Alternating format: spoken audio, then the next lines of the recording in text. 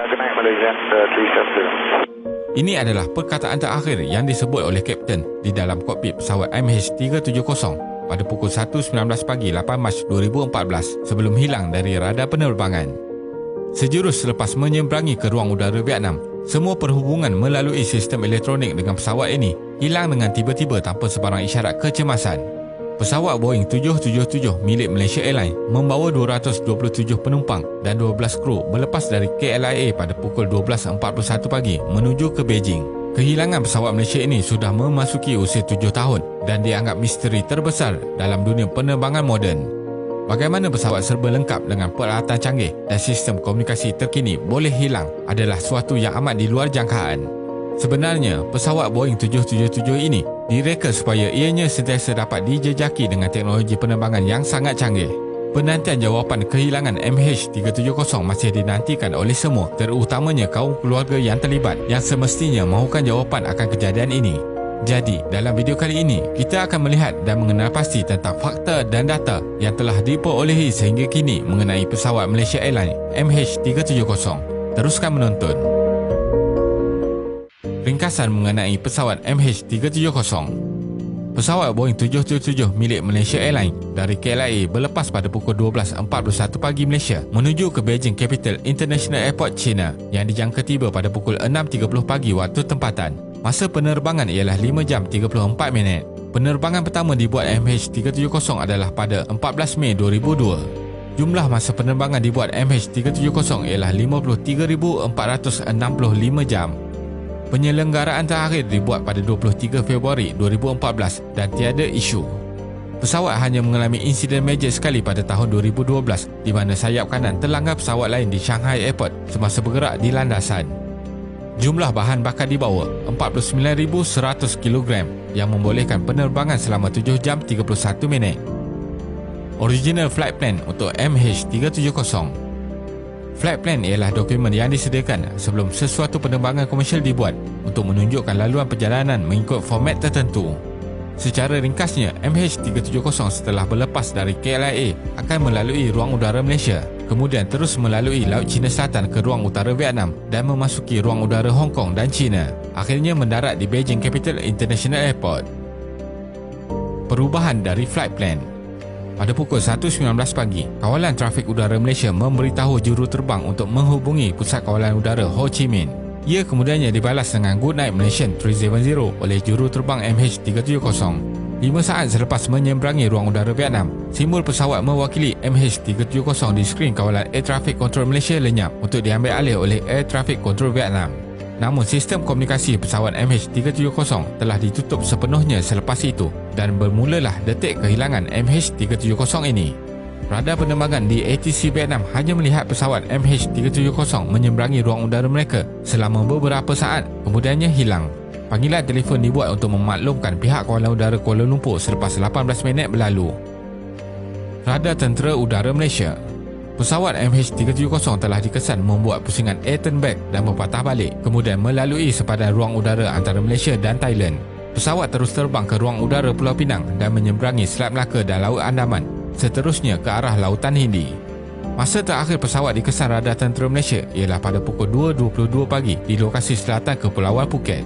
Disebabkan radar pengawasan tentera, Primary Civilian Radar PSR mengenal pasti ianya adalah pesawat komersial biasa, pihak tentera tidak mengambil inisiatif untuk memintas pesawat ini kerana ianya tidak memberi ancaman kepada ruang udara negara Malaysia. Namun, terdapat sesuatu yang luar biasa dikesan, iaitu pesawat ini telah naik ke ketinggian 45,000 kaki, iaitu melebihi 10,000 kaki dari ketinggian biasa pesawat Boeing 777-200 yang sepatutnya terbang, dan kemudian turun ke paras 23,000 kaki. Satelit Inmarsat. Selepas pesawat hilang dari radar tentera, sebuah satelit yang berada di kawasan atas Lautan Hindi telah mengutip data, iaitu handshake. Dalam kes ini, data ringkas dari pesawat dihantar kepada pengeluar bagi mengetahui status enjin dan teknikal pesawat. Satelit Inmarsat milik negara United Kingdom ini melakukan komunikasi automatik setiap jam dan data menunjukkan terdapat signal ping antara pesawat MH370 dengan satelit dari pukul 1.11 hingga 8.11 pagi. Data penting dikesan iaitu terdapat 8 ping signal yang berlaku selepas sistem pengesanan pesawat Aircraft Communication Addressing and Reporting System ACARS dimatikan pada pukul 1.07 pagi. Ini telah membolehkan penganalisis membuat pengiraan mengenai arah pesawat MH370 ini terbang sama ada utara menuju daratan Asia atau selatan ke arah Lautan Hindi. Data dari satelit Inmarsat ini memberi clue utama dalam kebanyakan misi pencarian yang dilakukan selepas ini. Misi menyelamat dan mencari pesawat. Lokasi Laut Cina Selatan, Selat Melaka dan Laut Andaman. Kuala Lumpur Area Control Center ACC mengaktifkan ARCC pada pukul 5.30 pagi setelah 4 jam komunikasi dengan pesawat MH370 hilang. ARCC ini bertindak sebagai pusat kawalan untuk menyelih misi mencari dan menyelamat jika terdapat pesawat komersial yang hilang.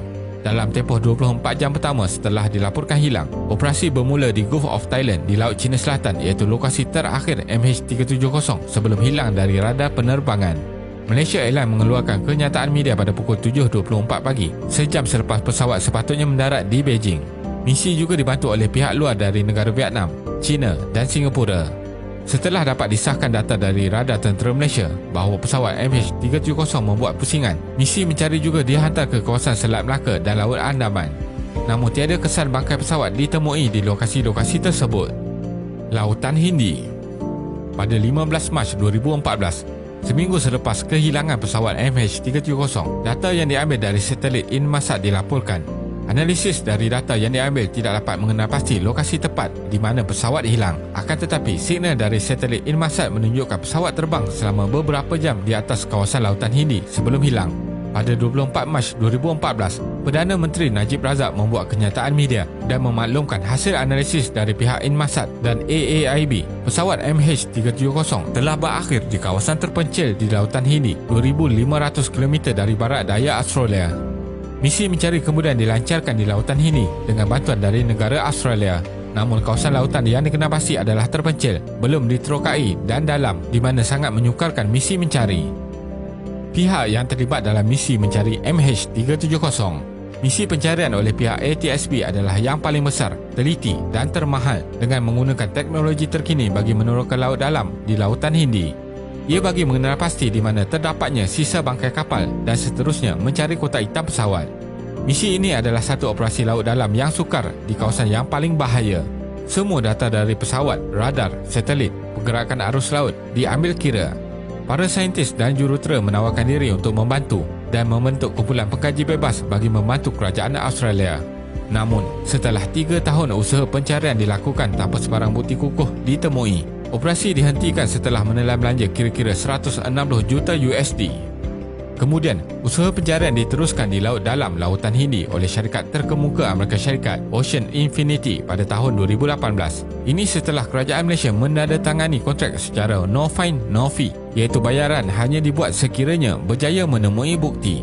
Usaha pencarian dilakukan di kawasan baru mengikut analisis dari satelit Inmarsat menyatakan kemungkinan besar MH370 boleh dijumpai di kawasan lengkungan yang dilabel sebagai Seven Arc di Lautan Hindi.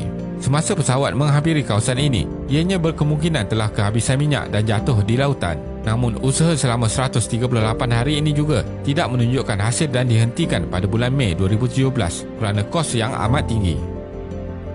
Bukti yang dijumpai setakat ini. Bangkai pesawat MH370 yang terapung telah dijumpai di 22 lokasi yang berbeza sepanjang kawasan selatan Lautan Hindi meliputi pesisir laut Afrika Selatan dan Kepulauan Laut Hindi. Dalam website MH370 Official Site, terdapat keseluruhan 27 item yang dijumpai dan disiasat. Beberapa item telah dikenal pasti oleh pihak pakar adalah memang sebahagian besar dari pesawat MH370 dengan menggunakan tanda pengenalan unik dari pengeluar MH370 yang didaftarkan sebagai 9M-MRO. Item yang telah dikenal pasti seperti flaperon di bahagian sayap sebagai kepunyaan MH370 Boeing 777 dan 9M-MRO kerana pesawat jenis ini adalah satu-satunya yang jatuh di Lautan Hindi.